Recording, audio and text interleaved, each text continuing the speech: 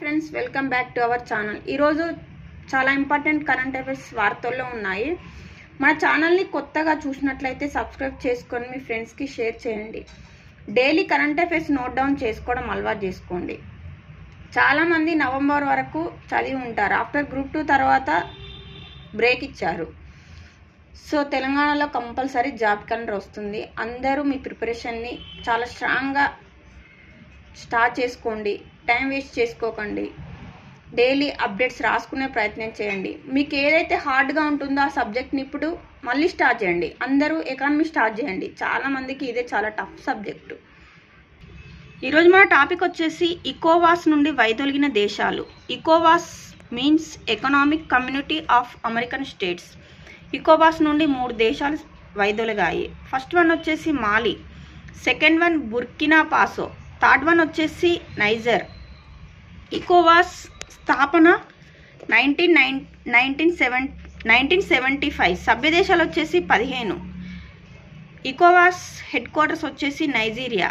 ఇకోవాస్ ప్రధాన లక్ష్యం ఏంటంటే వెస్ట్ ఆఫ్రికన్ స్టేట్స్ యొక్క జీవన ప్రమాణాలను పెంచడానికి మరియు ఆర్థికాభివృద్ధిని ప్రోత్సహించడానికి సభ్య దేశాల మధ్య ఆర్థిక సహకారాన్ని ప్రోత్సహించడం దీని యొక్క ముఖ్య ఉద్దేశం. 2025 సంవత్సరాన్ని కమ్యూనిటీ సంవత్సరంగా యుఏఈ ప్రకటించింది. యుఏఈ అధ్యక్షుడు షేక్ మహమ్మద్ బిన్ జాయద్ 2025 సంవత్సరాన్ని కమ్యూనిటీ సంవత్సరంగా ప్రకటించాడు. సమాజంలో ఐక్యతను మరియు చేరికను పెంపొందించే లక్ష్యంతో మరియు హ్యాండ్ ఇన్ హ్యాండ్ నినాదంతో దీన్ని ప్రకటించడం జరిగింది. నెక్స్ట్ వన్ వచ్చేసి సైన్స్పై ఎక్కువగా విశ్వసనీయతను చూపిస్తున్న దేశాలు. హార్వర్డ్ యూనివర్సిటీ వారు ప్రపంచవ్యాప్తంగా 68 దేశాల్లో సర్వే చేయడం జరిగింది. ఈ సర్వే ప్రకారం కోవిడ్ తర్వాత అన్ని దేశాల్లో సైన్స్పై ఎక్కువగా నమ్మకం కలిగింది. సైన్స్పై నమ్మకం ఉన్న టాప్ దేశాలు వచ్చేసి ఈజిప్ట్.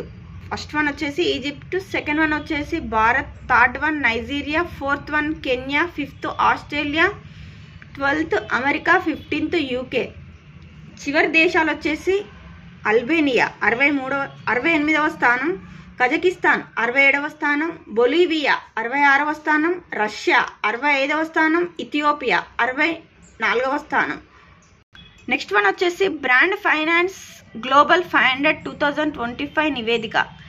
ఈ నివేదికను వాల్యుయేషన్ కన్సల్టెన్సీ బ్రాండ్ ఫైనాన్స్ వారు విడుదల చేయడం జరిగింది. ఈ నివేదిక ప్రకారం అత్యంత విలువ కలిగిన బ్రాండ్గా ఫస్ట్ వన్ వచ్చేసి యాపిల్, సెకండ్ వన్ వచ్చేసి Microsoft, third one Google.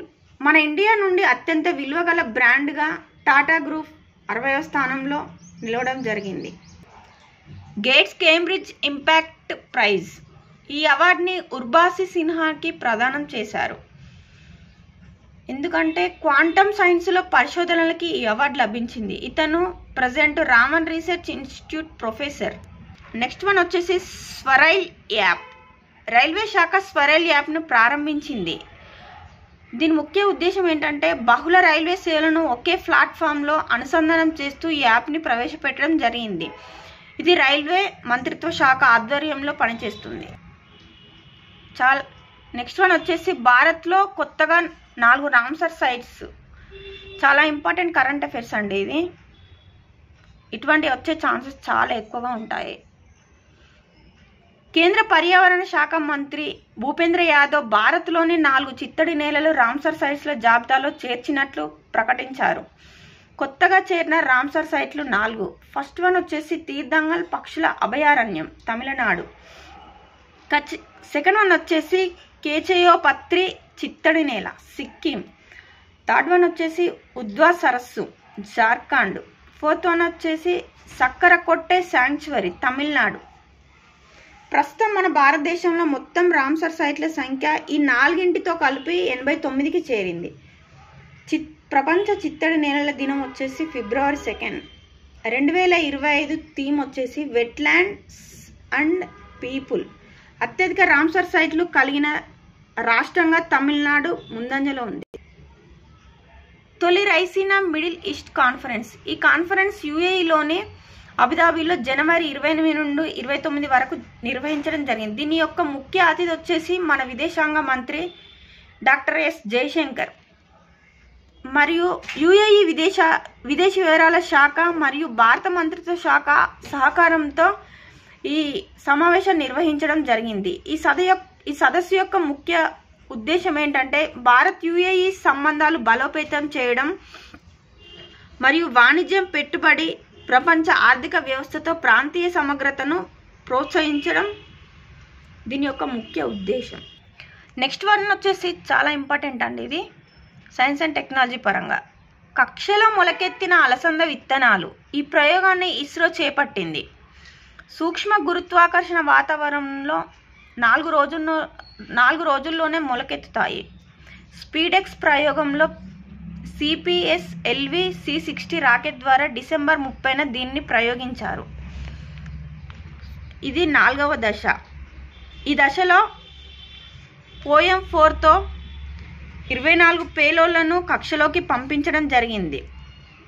Compact research module for orbital plant studies వారు 8 అలసంద గింజలను క్రాప్స్ అనే సాధనం ద్వారా పంపించడం జరిగింది. అలసంద విత్తనాలు అంటే లైక్ మన చిక్కుడు గింజల్లాగా ఉంటాయి. గోదావరి బోర్డు చైర్మన్ ఎంపిక. గోదావరి నది యాజమాన్య బోర్డు చైర్మన్గా ఏకే ప్రధాన్ గారు నియమితులయ్యారు. కేంద్ర జలశక్తి మంత్రిత్వ శాఖ వీరిని నియమించడం జరిగింది.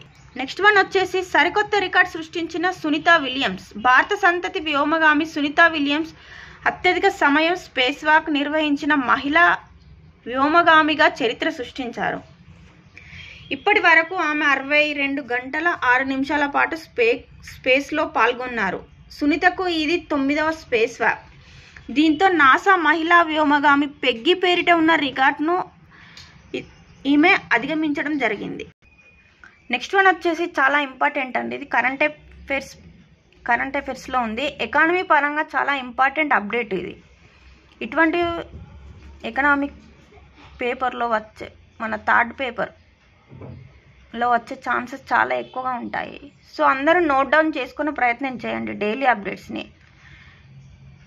రాష్ట్రాల ఆర్థిక ఆరోగ్య సూచి 2025 2022-23 ఆర్థిక సంవత్సరంలో దేశంలో 18 పెద్ద రాష్ట్రాల్లో ఆర్థిక పరిస్థితులను విశ్లేషిస్తూ రాష్ట్రాల ఆర్థిక ఆరోగ్య సూచి 2025 పేరుతో నీతి ఆయోగ్ దీనిని రూపొందించడం జరిగింది. దీనిలో మొదటి 3 దేశాలు వచ్చేసి ఫస్ట్ వన్ ఒడిస్సా. ర్యాంక్ వచ్చేసి ఫస్ట్, స్కోర్ 67.8 అచీవర్స్ కేటగిరీ.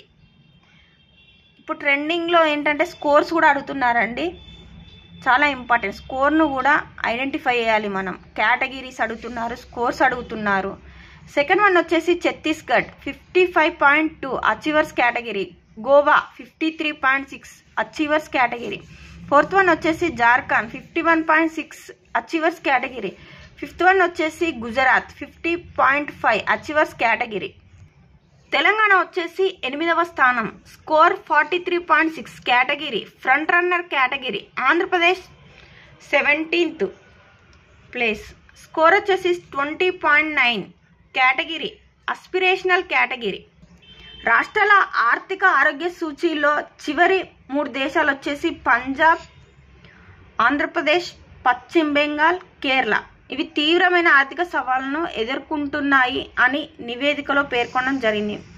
మొత్తం ఆదాయంలో రాష్ట్ర సొంత ఆదాయం 2018-19 సంవత్సరంలో 64% ఉండగా 2022-23 సంవత్సరంలో 67%కి చేరినట్లు వెల్లడించింది. అంటే 3% ఇంక్రీజ్ అయింది.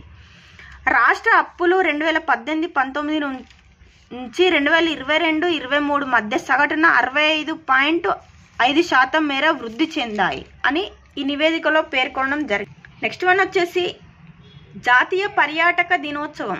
పర్యాటక ప్రదేశాల విశిష్టత గురించి, వాటి అభివృద్ధి గురించి తెలియజేయడం కోసం ప్రతి సంవత్సరం జనవరి 25న పర్యాటక దినోత్సవం జరుపుకుంటాం.